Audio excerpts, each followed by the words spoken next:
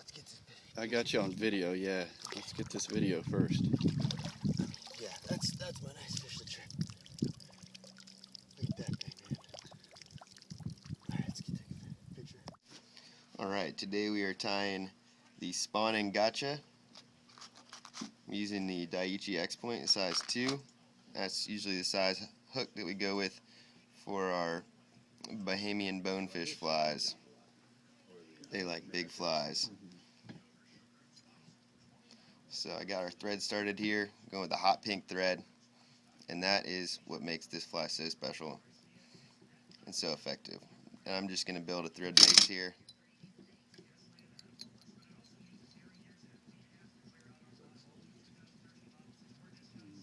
We're going to put a bead chain eye on here. It's going to be a flats fishing fly. Got a large bead chain eye. I'm going to put 2/3 of the way up the hook shank. I'm just going to figure eight it on there.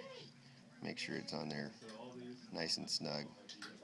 And with these bead chain eyes, it's really easy to break your thread on. Those sharp edges, just like that. Oof, broke the thread.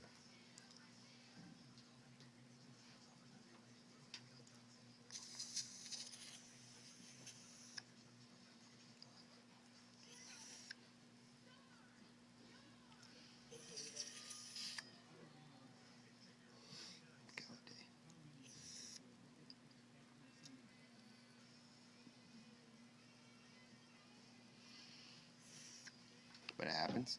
So we lay our thread back down there.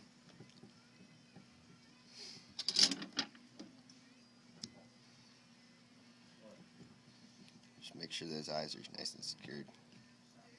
Make sure they're even. Oh my God!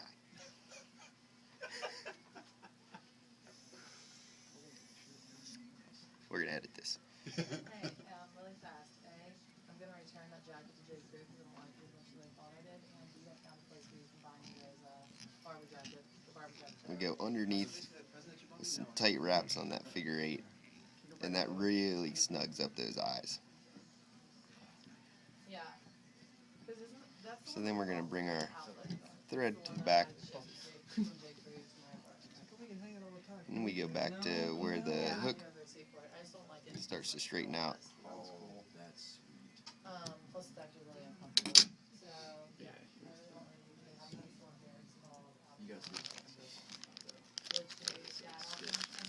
What makes this a spawning gotcha is that orange marabou, a tiny puff of orange marabou. Oh, and like those hats that he loves. We're going to take the very tips of these feathers and tie them off with the curve, the straight part of the hook here. It's just a teeny bit of flash. Some of them, or it may have just been blood from some of the fish. This was the last guy trip I had right there.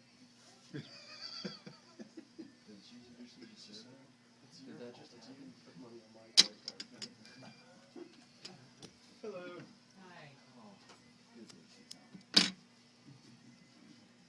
Trim it up. And all that stuff is going to be under the body, so you don't need to worry about cleaning that up too much. So bring our thread back to the end of the hook there. And then we're going to put a little tan marabou on there. And this also helps the fly land a little softer as well. Is that an average size shad? For American, yeah.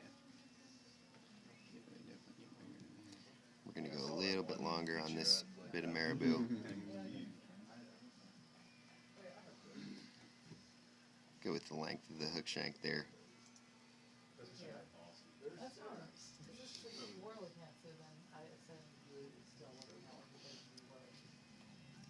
Secure that with a few wraps and tie that in where we brought our orange in there. We can tie that marabou all the way to the front of the hook just to give us a little bit more body.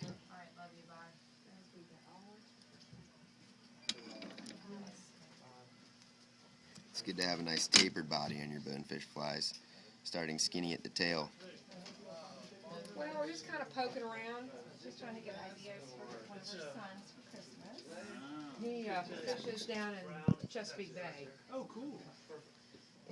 Tie in the body So that in the back of the hook.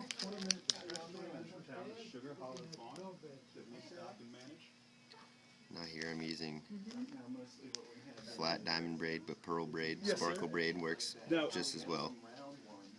Right, and we actually have a stretch of water. And we're going to leave this a little long. In Bath County. So we're going to leave a little tail on there that we're going to fray out at the end. Secure that back of the hook.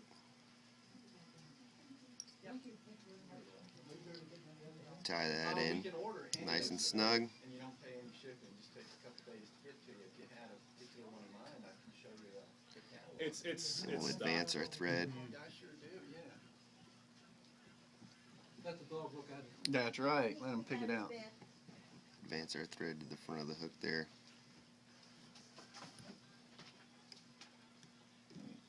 Wrap our body material forward. Not tailwaters, but there you can get some wild fish around here as well. You'll just be chasing little native brooktrout. Not too, I mean, there's plenty of good fish in that sense. But if you're looking for a little larger And water, we're just wrapping that all the way forward. Because if you give us a call, like I said, if you call the number in here, they're going to charge you shipping. Figure eight it around the eyes just to cover that pink thread up. Because we really want that pink thread just to show at the head of the fly. Now they change And we these secure our very, very often. body material So in if you front of see the in eye. here, I like to tie it to the bottom. strange. Half the times, half the stuff in here they don't have. I don't know why that is. Trim that up. But if while you're flicking through there, if you want to check the availability, just give us a call right there. Thank you very much. You're welcome. Now we're going to tie in our wing material. I'm using extra select craft fur. I think this is definitely the best craft fur to use because it's a little bit longer. It's really flowy stuff.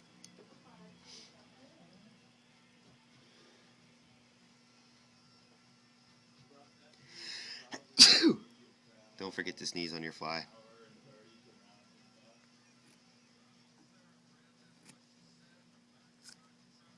This craft fur, you grab it by the tips, and you're going to pull out all that extra material.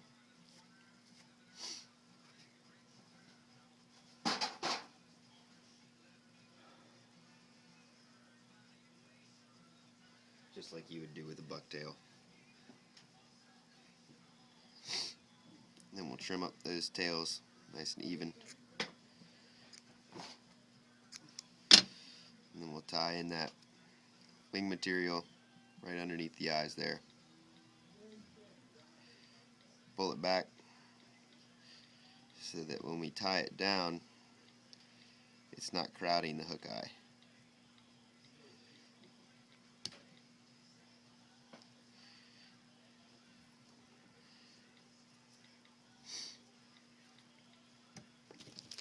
I'm going to put some crystal flash. I like using pearl here because it matches the body color.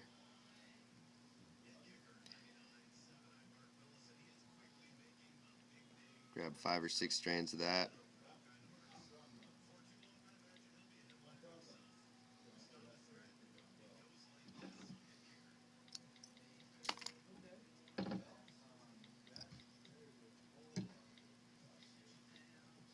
I like to double that over here so you're not wasting materials and you get twice as much out of those 5 or 6 strands. And then just advance your thread back over that doubled up group of flash. You want a nice big thread head here so you can build that up, tapering back towards the eyes, and we're ready for a whip finish.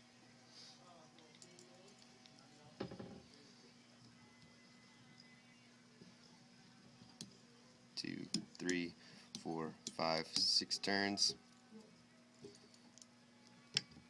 Give that one more whip finish, make sure it's secured on there.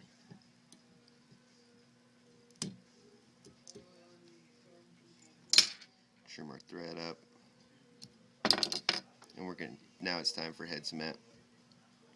I like to use the hardest hull, but any head cement or clear cure will do.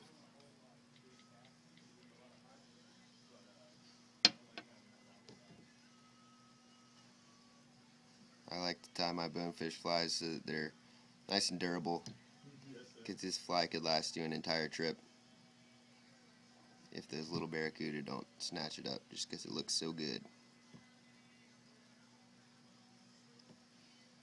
Let her dry, throw her in your box.